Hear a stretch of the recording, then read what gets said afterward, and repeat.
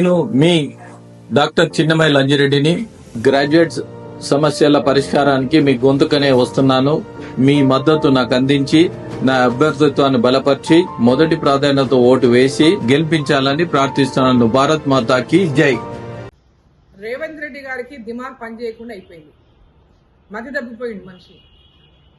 తెలంగాణలో ప్రజా వ్యతిరేకతను ఎదుర్కొంటున్నటువంటి కాంగ్రెస్ పార్టీ రేవంత్ రెడ్డి రాష్ట్ర ముఖ్యమంత్రిగా మతి తప్పిండు. దిమాగ్ పనిచేయకుండా అయిపోయింది. ఫ్రస్ట్రేషన్లో ఉన్నాడు. ప్రజలని మోసగించడంలో ఈరోజు ప్రజలని తాము చెప్పినటువంటి హామీల పైన ప్రజల దృష్టి మరల్చడానికి కోసం ఏదో ఒక విషయాన్ని ఎన్నుకుంటాడు అనమాట. అట్లా ఈరోజు నరేంద్ర మోదీ గారి గురించి మాట్లాడడం మొదలుపెట్టిండు. ఆయన నరేంద్ర మోదీ గారి యొక్క కులం గురించి మాట్లాడుతున్నాడు. కొంచెం సిగ్గు అనిపిస్తలేదు రేవంత్ రెడ్డి గారు? మీకు ఒక ముఖ్యమంత్రిగా ఉండి ప్రధానమంత్రి గారి యొక్క కులం గురించి నువ్వు మాట్లాడడానికి సిగ్గు అనిపిస్తలేదా కొంచెమన్నా? నిజంగా నీ మీద విశ్వాసం ఉంటే నీకు రెండవసారి కులగణన చేసే అవసరమే వచ్చేది కాదు. నీకు చిత్తశుద్ధి ఉండుంటే. నీకు చిత్తశుద్ధి లేదు కాబట్టే మళ్ళా కులగణన చేయాల్సిన పరిస్థితి వచ్చింది.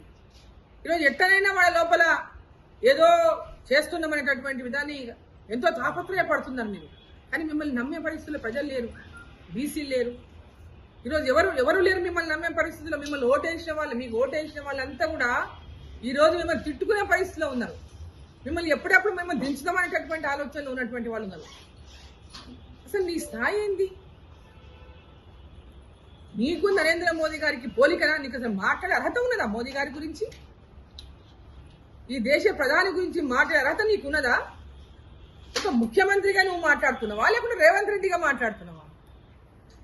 నువ్వు ముఖ్యమంత్రి అనేటటువంటి స్థాయి కూడా మర్చిపోయినట్టున్నావు. ఎందుకంటే ఇంకా అపోజిషన్లోనే ఉన్నా ఏది పడుతుంది మాట్లాడతా, ఏది పడుతుంది అంటారేటటువంటి పద్ధతిలో ఈరోజు రేవంత్ రెడ్డి గారు ఉన్నారు. నోటికి ఏది వస్తుంది మాట్లాడడం. ఇంకా ప్రతిపక్షంలో ఉన్నట్టుగానే భావిస్తున్నాడు. అధికారంలోకి వచ్చి 1 సంవత్సరం 3 నెలలు అవుతున్నా ఇంకా ప్రతిపక్షంలోనే ఉన్నట్లుగా ఆయన భాష, ఆయన మాట పద్ధతి ఏమాత్రం కూడా మార్చుకోలేదు ఇప్పటిదాకా కూడా. ఇప్పటికైనా మార్చుకోండి మీ పద్ధతి, మాట తీరు కానీ, మీ వ్యవహార శైలి కానీ. ఒక ముఖ్యమంత్రిగా ఆ పదవికి గౌరవం ఇవ్వండి. ముఖ్యమంత్రి అనేటువంటి కుర్చీకి గౌరవం ఇవ్వండి.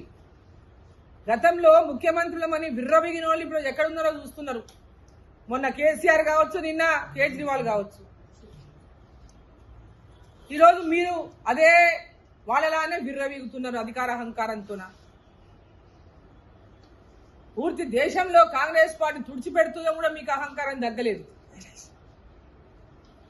మన ఢిల్లీ ప్రజలు మిమ్మల్ని సున్నా గాడిద గుడ్డి ఇచ్చినా కూడా మీకు ఇంకా అహంకారం తగ్గలేదు. అధికార దర్పంతో ఇంకా విర్రవీగుతున్నారు.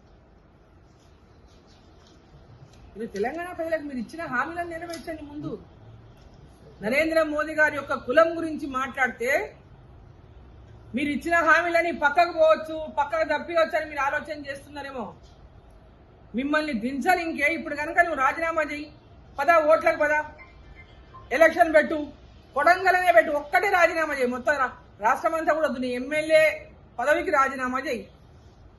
కొడంగల్ పోయి కంటెస్ట్ చేద్దు.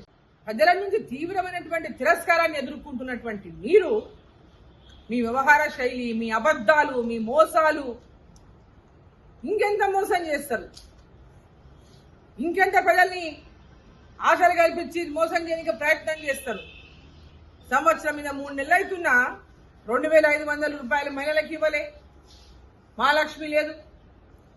పెళ్ళైన వాళ్ళ కళ్యాణ లక్ష్మి కింద తులం బంగారం 1,00,000 రూపాయలు ఇప్పటిదాకా లేదు. రుణమాఫీ ఇప్పటిదాకా అందరికి అమలు కాలేదు. రైతు భరోసా ఇప్పటికి ఎవరికి అమలు చేయలేదు. గృహలక్ష్మి ఇల్లు ఇంకెవరికి కట్టలేదు. 2,000 రూపాయల పెన్షన్ 4,000 చేస్తామని ఇప్పటిదాకా ఒక్కరికి ఇవ్వలేదు. సంవత్సరం మీద 3 నెలలు అయింది, ఒక్క రేషన్ కార్డు ఇప్పటిదాకా ఇంకెవరికి రాలేదు. నిరుద్యోగులకు 4,000 రూపాయల నెలకు నిరుద్యోగ భృతి అన్నారు, ఏ ఒక్కరికి ఇవ్వలేదు. ఇట్లా చెప్పుకుంటూ పోతే మీరు ఇచ్చినటువంటి 420 హామీలన్నీ కూడా 420 మీరు ఇచ్చినటువంటి పద్ధతి అర్థమైపోతుంది. ఇక్కడ ఒక 420 లానే మీరు 420 హామీలు ఇచ్చి మోసం చేసిన ప్రజల్ని. మీరా మోదీ గారి గురించి మాట్లాడేది, మోదీ గారి కులం గురించి మాట్లాడేది? మీరు మోసగాళ్ళు. నరేంద్ర మోదీ గారి వాళ్ళ దేశంలోనే కాదు, ప్రపంచ దేశాల్లో అన్నిట్లో కూడా భారతదేశం యొక్క కీర్తిని ప్రపంచ పటంలో మొదటి స్థానంలోకి తీసుకుపోవాలని ఆయన పడుతున్నటువంటి తపనను చూసి వాళ్ళ దేశ ప్రజలంతా కూడా భారతీయ జనతా పార్టీ ఉండాలి, నరేంద్ర మోదీ గారు ఉండాలి, ఈ దేశం యొక్క కీర్తి ప్రపంచ వ్యాప్తంగా పాకాలే. ఈరోజు భారతీయులు ఏ దేశంలో ఉన్నా ఈరోజు భారతీయులకు దొరుకుతున్నటువంటి గౌరవాన్ని చూసి ఈరోజు ప్రతి ఒక్కరు కూడా మేము ఎక్కడ పోయినా భారతీయులం అంటే మాకు దక్కుతున్నటువంటి గౌరవానికి మేము గర్వపడుతున్నామని చెప్తున్నారు. మీరు ఓర్చుకోలేకపోతున్నారు అవన్నీ చూసి? ఈ భారతదేశం వీక్షిత్ భారత్ కావాలని 2047 కల్లా భారతదేశాన్ని ప్రపంచ పటంలో మొట్టమొదటి స్థానంలో నిలపాలని తపన పడుతున్నటువంటి మోదీ గారిని చూసి మీకు సహిస్తలేరా?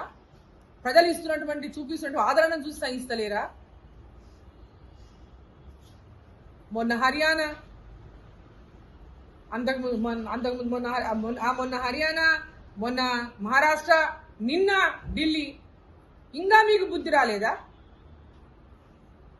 ప్రజలు ఇంత తీవ్రంగా మిమ్మల్ని తిరస్కరిస్తున్నా మీ యొక్క ప్రవర్తనలో మార్పు వస్తలేదు. భాష తీరు మార్చుకోండి, వయసును గౌరవించడానికి నేర్చుకోండి, పదవులను ప్రధానమంత్రి మోదీ గారిని గౌరవించడం నేర్చుకోండి, ఒక రాష్ట్ర ముఖ్యమంత్రిగా మర్యాద ఏంటో తెలుసుకోండి, ఏ విధంగా వ్యవహరించాలో నేర్చుకోండి, భాష తీరు మార్చుకోండి, పరిపాలనా తీరును నేర్చుకోండి, మోదీ గారిని చూసి ఏ విధంగా పరిపాలించాలో నేర్చుకోండి. అంతేగాని ఈరోజు ప్రధానమంత్రి మోదీ గారిని వారి కులం గురించి నువ్వు మాట్లాడితే నువ్వు పెద్దోని అయిపోతాననుకుంటే, ఒక కడుబీద కుటుంబంలో పుట్టినటువంటి మోదీ గారు వారి యొక్క బ్యాక్గ్రౌండ్ ఏంటి, వాళ్ళు ఎంత కష్టపడి పైకి వచ్చి ఈరోజు ఈ స్థాయికి వచ్చిండ్రు, మరి నువ్వెట్లా వచ్చినావు ఒక్కసారి చూసుకో. చాలు, నీవెట్లా ఈ స్థాయికి వచ్చినావు ఒక్కసారి చూసుకో. వారికి నీకు అసలు పోలికెక్కడా? ఏదో లక్కీ డిప్ డైలీ నువ్వు ముఖ్యమంత్రి అయినావు, అసలు ముఖ్యమంత్రి పదవికి నువ్వు అర్హుడవా నువ్వు? కాంగ్రెస్ పార్టీకి గతి లేదు, మిమ్మల్ని కూర్చోబెట్టినాడా? ఈరోజు అధికారాహంకారంతో విర్రవీగిపోకు రేవంత్ రెడ్డి గారు. మర్యాద గౌరవం అనేది ఇచ్చి పుచ్చుకోవడం నేర్చుకోండి. ప్రధానమంత్రిని నోటికొచ్చినట్లల్లా మాట్లాడితే ఊరుకుండేది లేదు. ఖబర్దార్ మిస్టర్ రేవంత్ రెడ్డి.